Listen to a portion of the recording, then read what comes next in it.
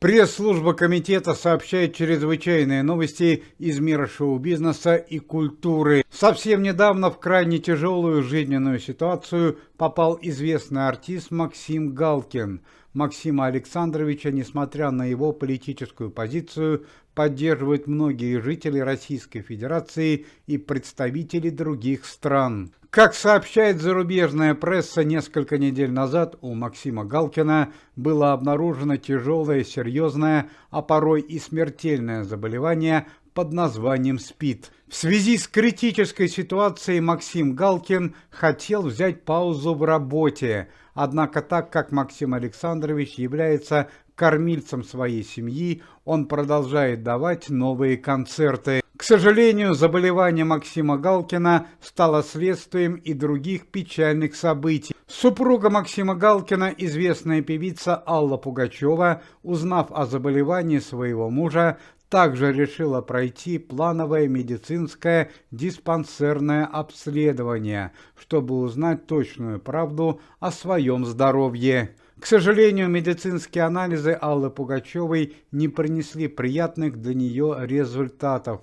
Они шокировали известную певицу. Оказалось, что анализы Аллы Пугачевой были положительными, а это значит, что Алла Борисовна также является ВИЧ-инфицированной. Алла Борисовна Пугачева, узнав о результатах, находится в глубокой печали и пока не давала комментариев к этому событию. Как же могла заразиться Алла Борисовна Пугачева? К сожалению, в этом случае только один ответ. Алла Пугачева и Максим Галкин являлись любящими друг друга мужем и женой и имели регулярные супружеские отношения. Пока достоверно неизвестно, останутся ли Максим Галкин и Алла Пугачева после чрезвычайного события мужем и женой. Однако сегодня появилась новость в иностранной прессе, что Максим Александрович переехал в новый дом на Кипре, а Алла Борисовна осталась в старом.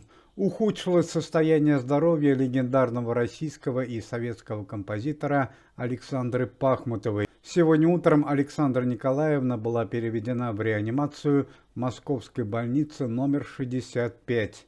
По словам врачей, причина ухудшения здоровья – это травмы, которые были получены еще в конце прошлого года.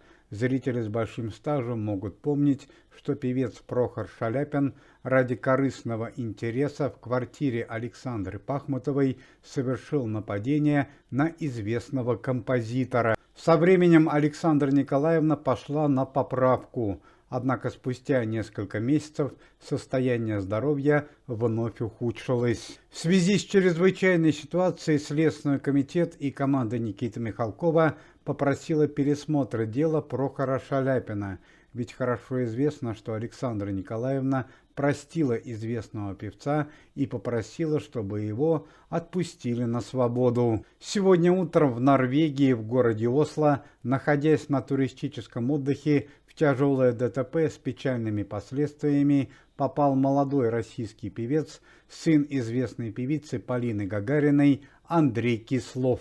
Андрей Кислов находился на отдыхе в Норвегии вместе со своей девушкой. По данным местной прессы, молодые люди, находясь в состоянии алкогольного опьянения, возвращались из ночного клуба. К сожалению, девушка сына Полины Гагариной, которая хотела стать его супругой, погибла, а сам сын Полины Гагариной находится в тяжелом состоянии.